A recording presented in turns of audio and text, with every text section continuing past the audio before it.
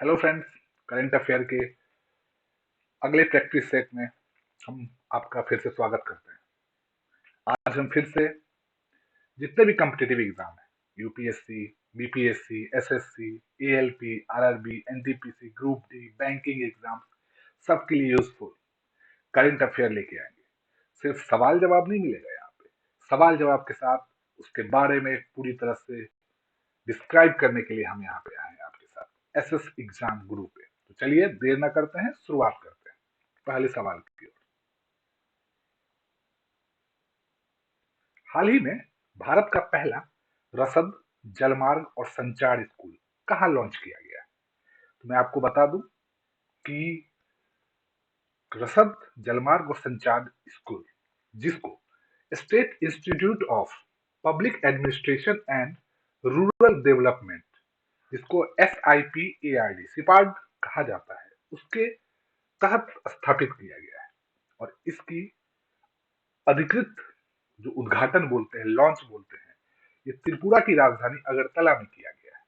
और इसका उद्घाटन भारत के केंद्रीय जो परिवहन मंत्री, जिनका काम जलयान मंत्री है, डॉक्टर सर्बानंद सोनोवाल जी, जो पूर्व में असम के मुख्यमंत्री भी रहे थे, उन्होंने किया है। अगला सवाल है, किसने हाल ही में हाइड्रोजन चलित ट्रक का विकास करने की घोषणा की है? तो इसका सही जवाब है Adani. Adani enterprises limited AEL ने भारत की दो बड़ी कंपनी, अशोक लेलैंड जो ट्रक की बड़ी कंपनी है, और ब्लाड पावर के साथ एग्रीमेंट किया है कि वह हाइड्रोजन चलित ट्रक जल्द से जल्द बना के साल 2023 के अंत में इसकी शुरुआत करेगी। और इसका इस्तेमाल वो खनन, जो माइनिंग, लॉजिस्टिक और ट्रांसपोर्ट में करने वाली है। हाल ही में किसे फेडरल बैंक लिटरेरी अवार्ड 2023 मिला है? तो मैं आपको बता दूं कि फेडरल बैंक का जो ये साहित्य अवार्ड है, यह पहली बार गठित किया गया है और यह मिला है के वेणु, जो एक प्रसिद्ध लेखक हैं, उनकी आत्मकथा के लिए। और उन्होंने इस आत्मकथा में केरल के आधुनिक इतिहास में सबसे गहन राजनीतिक समय रेखा की स्मृति का वर्णन किया है। इसीलिए उन्हें ये फेडरल बैंक लिटरेरी अवार्ड 2023 से नवाजा गया है। भारत और किस देश ने हाल ही में 5वीं विदेश नीति और सुरक्षा वार्ता आयोजित की है? तो मैं आपको बता दूं कि भारत और दक्षिण कोरिया ने यह बैठक आयोजित की है और यह सामरिक रूप से भारत के लिए बहुत जरूरी है। और इस बैठक में हुआ क्या होगा? तो इस बैठक में रक्षा सहयोग के क्षेत्र में जो दोनों का संबंध को और गहरा करने की बात कही गई। आपको मैं बता दूं कि दोनों देश का आपसी व्यापार जो है वो 28 बिलियन अमेरिकी डॉलर था, जिसे अब ये लोग 2030 तक 50 बिलियन अमेरिकी डॉलर तक ले जाने पर विचार कर रहे हैं। और दोनों पक्ष की तरफ से जो नए नए टेक्नोलॉजी है, उसको भी आपस में एक दूसरे के साथ बांटने की बात कही गई। हम आपको बता दें कि अभी जस्ट भारत के विदेशी विभाग के सचिव गए थे दक्षिण कोरिया की राजधानी सियोल में, और वहां पे उन्होंने यह एग्रीमेंट किया था। दो पक्षीय वार्ता हुई थी 2 दिनों की। हाल ही में सरकार ने अल्पसंख्यक छात्रों को दी जाने वाली कौन सी योजना बंद करने का फैसला किया?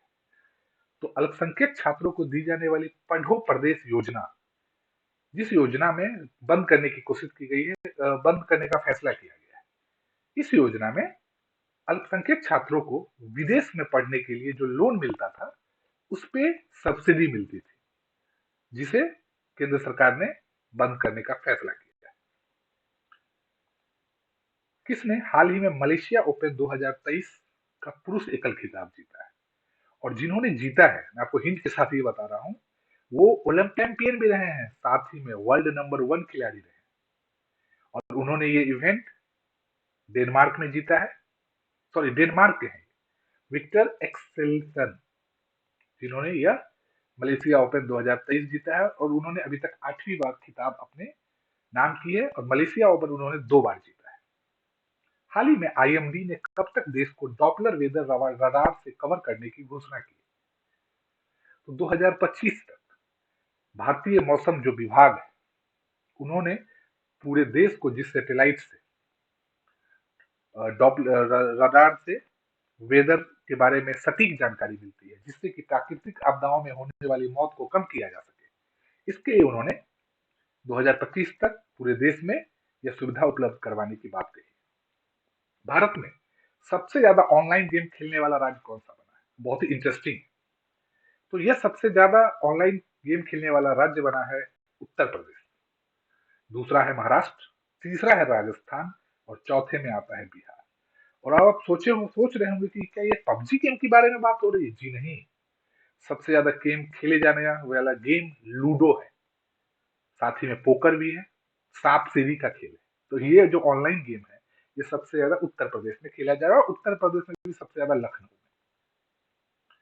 हाल ही में एडी दामोदरन का निधन हुआ है। वो कौन थे? तो एडी दामोदरन का निधन 87 वर्ष की उम्र में हुआ है। वो एक महान वैज्ञानिक थे। उन्होंने 1985 में CSIR के डायरेक्टरशिप के रूप में भी अपना पदभार ग्रहण किया था। साथ ही वो भाभा एटॉमिक सेंटर में भी उन्होंने काम किया है। और राजनीतिक रूप से मैं बता दूं कि वो केरल के प्रथम मुख्यमंत्री के दामाद भी थे। हाल ही में G20 के तहत थिंक 20 बैठक कहां शुरू हुई है? हम आपको फिर से मैं बता दूं, मैं अपने बार बार ऐसे सवालों में आपका जिक्र करता हूं, और इस बार के किसी भी कम्पिटिटिव एग्जाम में G20 से सवाल जरूर आएंगे। और थिंक 20 की बैठक मध्य प्रदेश की भोपाल में आयोजित की जा रही है। आपको बता दूं कि 300 से ज्यादा लोग इसमें शरीक करेंगे, जो दुनिया भर के लोग रहेंगे, बड़े बड़े बुद्धिजीवी रहेंगे, मंत्री रहेंगे। और इसका डिस्कशन जो थीम पॉइंट है, जो सब्जेक्ट रखा गया है, वो है पर्यावरण सम्मत जीवन शैली। तो थिंक 20 की बैठक भोपाल में हुई है। किस पेमेंट बैंक को Bharat bill payment operating unit के रूप में काम करने को मंजूरी मिली? अब मैं आपको बता दूं कि Bharat bill payment operating unit का मतलब क्या होता है। तो रिजर्व बैंक ऑफ इंडिया, जिनको भी Bharat bill payment operating unit का देती है, मंजूरी देती है, वो किसी भी तरह के बिल का भुगतान करने के लिए अपने पेमेंट ऐप से सक्षम होते हैं। और आपको बता दूं कि पेटीएम ने को यह मंजूरी मिली है। पेटीएम की पेरेंट्स कंपनी 197 है। हाल ही में मिस यूनिवर्स 2022 का विजेता किसे चुना गया है? तो आप ये बात बहुत अच्छे से जान लीजिए कि इस बार इसमें सवाल क्या क्या आ सकता है कि इस बार वाली जो मिस यूनिवर्स 2022 वो कितना नंबर पे थी? तो 71 नंबर, मतलब 71वीं ये मिस यूनिवर्स 2022 की प्रतियोगिता थी। इससे पहले भारत की हरनाज सिंधु ये खिताब जीती थी। और जो खिताब जीतती है वो ही अगले बार की खिताब के लिए जो विजेता होती है उन्हें क्राउन पहनाती है। और इस बार जो ये कार्यक्रम लुसियाना, जो यूनाइटेड स्टेट्स में है, वहां पे 14 जैन को हुआ था। और आर बोनी ग्रेवियल जी को यह खिताब है मिस यूनिवर्स 2022 को। और भारत के साथ जुड़ा क्या है कि भारत की हरनाज सिंधु ने उन्हें ये क्राउन पहनाया है। कौन सा देश अपने 75वें स्वतंत्रता दिवस पर जवाहरलाल नेहरू के चित्र वाला डॉक टिकट जारी करेगा? तो भारत का पड़ोसी देश श्रीलंका 4 फरवरी को अपने 75वें स्वतंत्रता दिवस पे भारत के प्रथम प्रधानमंत्री और महान स्वतंत्रता सेनानी जवाहरलाल नेहरू जी के चित्र वाले डाक टिकट को जारी करेगा। हाल ही में बिजनेस 20 इंडिया इंसेप्शन मीटिंग कहां आयोजित होगी? तो 22 से 24 जनवरी को गुजरात के गांधीनगर में यह बिजनेस 20 इंडिया इंसेप्शन मीटिंग आयोजित होगी, जिससे कि देश में G20 के तहत ये बैठक होगी। आपको मैं बता दूं, फिर से मैं याद करा रहा हूँ, ये G20 अहम सवाल होने वाला है, इसलिए G20 के हर पॉइंट्स को आप अच्छे से लिख लीजिए, याद कर लीजिए। किस बैंक ने हाल ही में warehousing and regulatory authority के साथ समझौता ज्ञापन पर हस्ताक्षर किए? और ये बैंक से ज्यादा जरूरी है ये बात जानना कि ये क्यों हो रहा है। किसानों को कम इंटरेस्ट पर लोन मिलना। मैं आपको बता दूं कि रूल्स रहते हैं, लेकिन किसानों के साथ लोन नहीं मिल पाते किसानों को आसानी से, जिसके कारण किसान सूदखोरी के चक्कर में पड़ जाते हैं और बाद में उन्हें आत्महत्या करने को मजबूर होना पड़ता है।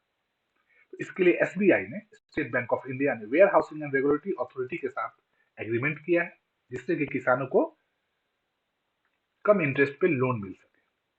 हाल ही में किस राज्य का कोल्लम भारत का संविधान साक्षर जिला बना है?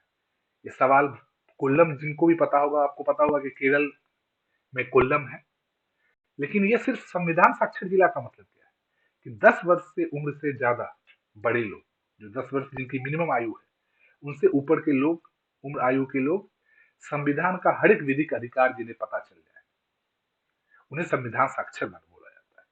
और कोलम ने 7 मंथ के लंबे अभियान, जो नगर पालिका से लेकर नगर निगम, स्कूल, बड़े बड़े एनजीओ के साथ मिलके केरल के कोल्लम राज्य जिला ने ये कार्यक्रम किया था। 7 महीने का लंबा अभियान था। 7 लाख से ज्यादा फैमिली इसमें लगी हुई थी, इन्वॉल्व थी।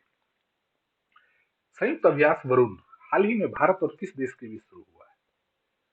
तो संयुक्त अभ्यास वरुण जो है ये नौसेना का है, और यह भारत और फ्रांस के बीच में शुरू हुआ है। इससे पहले यह नौसैनिक युद्ध अभ्यास 1993 से भारत के साथ फ्रांस का चल रहा है। तो आपको मैं बता दूं कि फिर से इसका सही जवाब फ्रांस होगा। हाल ही में संयुक्त राष्ट्र ने किस देश के आतंकी अब्दुल रहमान मक्की को वैश्विक आतंकवादी घोषित किया है? और आप ऑप्शन देख के ही समझ गए होंगे कि इसका जवाब क्या है। तो इसका जवाब पाकिस्तान है, जो बार बार ग्लोबल टेररिस्ट पैदा कर रहा है, और अब्दुल रहमान मक्की जी वहीं के हैं। मक्की जी नहीं, अब्दुल रहमान मक्की। कौन सी राज्य सरकार हाल ही में सभी ऑफलाइन सेवाएं समाप्त करके पूरी तरह से डिजिटल हो गई? तो भारत का जम्मू कश्मीर, अब वो केंद्र शासित है, तो वो पूरी तरह से डिजिटल हो गया है। इसका मतलब क्या है कि जैसे पहले आपको एक डोमिसाइल बनवाना हो, कोई भी कागज बनवाना है, तो आपको संबंधित ऑफिस में जाना पड़ता था, लेकिन अब जाने की जरूरत खत्म हो गई। अब आपको सीधी तरह से है, हर चीज के लिए ऑनलाइन अप्लाई करेंगे और आपको ये चीज मिलेगी। 400 ज्यादा सेवाओं में यह ऑनलाइन सेवा शुरुआत की गई है, और ऑफलाइन सेवा को पूरी तरह से डिजिटल कर दिया गया है। हाल ही में जीना लोलो ब्रिगेडिया का निधन हुआ है, वे कौन थे? तो आपको बता दूं कि जीना लोलो ब्रिगेडिया एक महान अभिनेत्री भी रही हैं, साथ ही में पॉलिटिकली एक्टिव भी थी, और वह इटालियन एक्ट्रेस थी, जर्नलिस्ट भी थी। 1950 से 60 के अर्ली 60 के दशक में वो एक बहुत बड़ी एक्ट्रेस के रूप में जानी जाती थी। किसने हाल ही में 14वीं बार स्पेनिश सुपर कप जीता है? तो बार्सिलोना ने रियल मैड्रिड को हरा के यह 14वीं बार स्पेनिश सुपर कप जीता है, और यह मैच सऊदी अरब में खेला जा रहा था। हाल ही में किसने चिकित्सा आपूर्ति के लिए आरोग्य मैत्री की घोषणा की है? तो आपको बता दूं कि इसका सही जवाब है, भारत के प्रधानमंत्री नरेंद्र मोदी जी ने इसकी घोषणा की है। और इसका उद्देश्य क्या है? तो इसका उद्देश्य है कि इस परियोजना के तहत भारत प्राकृतिक आपदाओं या मानवीय संकटों से प्रभावित किसी भी विकासशील देश को चिकित्सा आपूर्ति प्रदान करेगा, और भारत ने ऐसा किया भी है। कोरोना के वैक्सीन के समय भारत ने अधिकतर देशों को कोरोना की वैक्सीन मुहैया करवाई थी। जापान के साथ हाल ही में पारस्परिक समझौता करने वाला पहला यूरोपीय देश कौन बना है? तो जापान के साथ जिस देश ने पारस्परिक समझौता किया है, तो सही जवाब है ब्रिटेन, यूनाइटेड किंगडम। उन्होंने एक दूसरे के साथ रीच करने की जो एग्रीमेंट थी उसको कंप्लीट करके ये किया है। हाल ही में किसने जियो स्पेशियल हैकाथॉन का शुभारंभ किया है? तो जियो स्पेशियल हैकाथॉन होता क्या है, पहले तो ये बात हमको जानना है।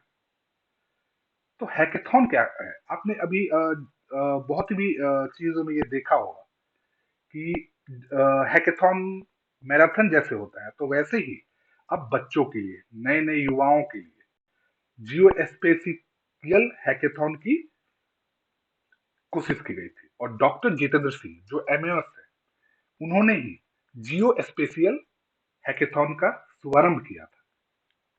और जो ये भू स्थानिक है, ये 14 जनवरी को शुरुआत किया गया। मतलब जियो स्पेशियल का मतलब क्या है?